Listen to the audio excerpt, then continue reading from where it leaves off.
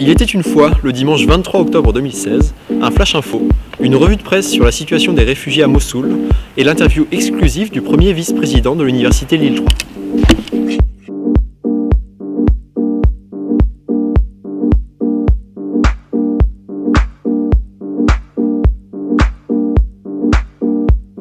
Un post du 17 octobre intitulé « Scandaleux camouflage des autorités sur les 250 migrants clandestins de Lourdes », dans lequel le FN dévoile l'adresse des appartements occupés par les réfugiés, a été publié sur Facebook.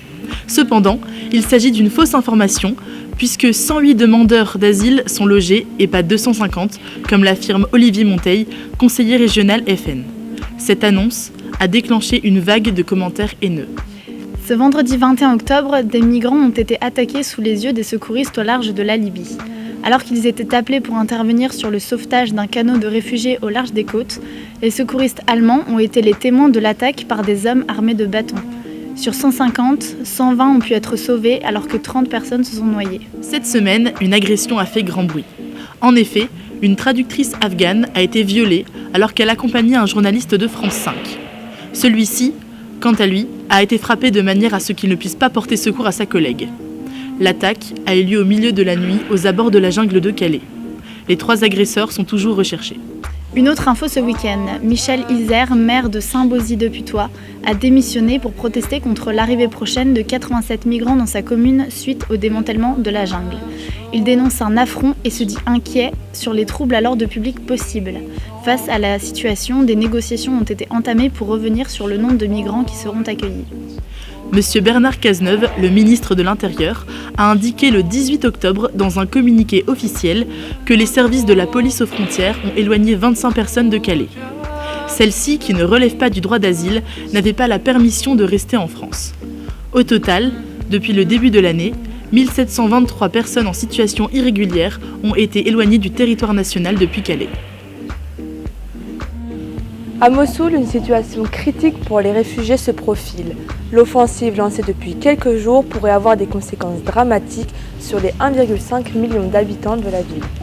Dans le pire des cas, nous allons littéralement faire la plus grande opération humanitaire dans le monde en 2016, raconte Lise Grande, coordinatrice humanitaire de l'ONU pour l'Irak dans TV5 Monde. Le papier revient sur la situation. Les habitants de Mossoul seront en première ligne au cours des combats, pris au piège entre les tirs, les frappes aériennes et les bombardements, et pourraient aussi être utilisés comme bouclier humain par l'État islamique, raconte le journaliste. Les réfugiés de Mossoul seront accueillis notamment dans la ville de Makhmour, au sud de Mossoul. En août 2014, la petite ville a été libérée de l'État islamique par les combattants kurdes du PKK après 1 mois d'occupation puis de combat. Pour nous, la reconquête de Mossoul, ça ne date pas de cette nuit. Ça a commencé le 24 mars dernier, quand 1000 personnes sont arrivées des premiers villages libérés dans la grande périphérie, confie Frédéric Cussick, coordinateur de la Mossoul Response pour le Haut Commissariat des Nations Unies. Laura Mae Gaverio, pour la presse.ca, un média francophone d'Amérique, décrit la vie quotidienne dans le camp humanitaire. De nombreuses ONG se mobilisent dans la région de Mossoul. Frédéric de Saint-Cernin, interviewé par Patrick Angevin dans Ouest France, revient sur l'important dispositif mis en place. Il rappelle qu'actuellement, 6 camps pouvant accueillir 50 000 personnes sont en place et 11 autres camps sont en cours d'installation. En tout, cela représentera un potentiel d'accueil de 220 000 personnes. Il raconte qu'un dispositif de filtrage est déployé. Ils seront d'abord réceptionnés par des soldats irakiens ou kurdes qui procéderont à une fouille systématique pour vérifier qu'ils ne sont pas armés. Ensuite, un deuxième contrôle aura lieu quelques kilomètres plus loin pour établir l'identité des individus ou des familles et éviter l'infiltration de membres de Daesh. Et tout cela est illustré par un très beau photoreportage à retrouver sur le site France Info par plusieurs photographes de l'Anadolu Agency.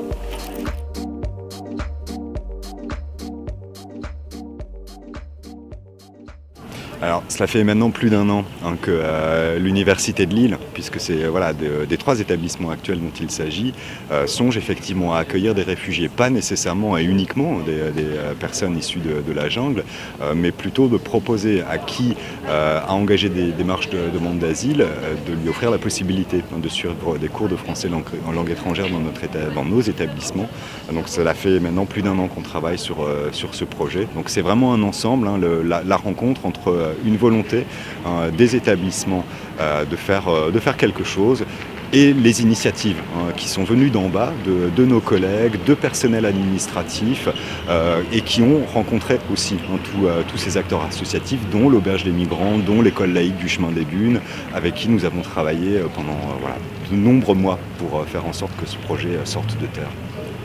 Alors, nous avons essayé d'ouvrir le plus grand nombre de places possible, sachant qu'il y a un certain nombre de contraintes. Quand on dispense des cours de français langue étrangère, il faut déjà réduire les groupes à 20, au-delà de quoi on n'est pas efficace.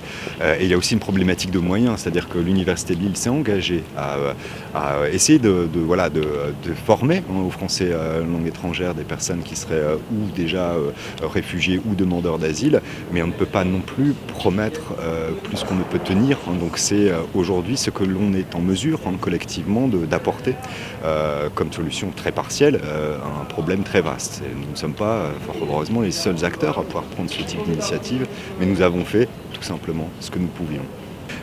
Le principe était simple, de faire en sorte que nous, dans les échanges qui sont intervenus entre associations présentes à Calais, enseignants-chercheurs et les personnels qui ont conçu le projet dans son volet pédagogique, de faire en sorte qu'on priorise des personnes qui envisageaient sérieusement de se lancer dans une démarche de demande d'asile, qu'il avait peut-être pour certains d'entre eux déjà démarré, ou qui avaient déjà peut-être obtenu le statut de réfugié. Mais c'était la première condition.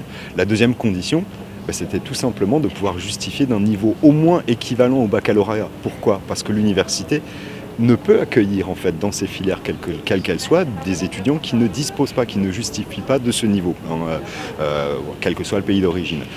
Donc ça c'était un critère, et le dernier critère c'était s'assurer que les personnes qu'on s'apprêtait à accueillir aient réellement un projet de formation en fait, que ce ne soit pas juste un projet de français langue étrangère, mais qu'ils se destinent à suivre des études supérieures.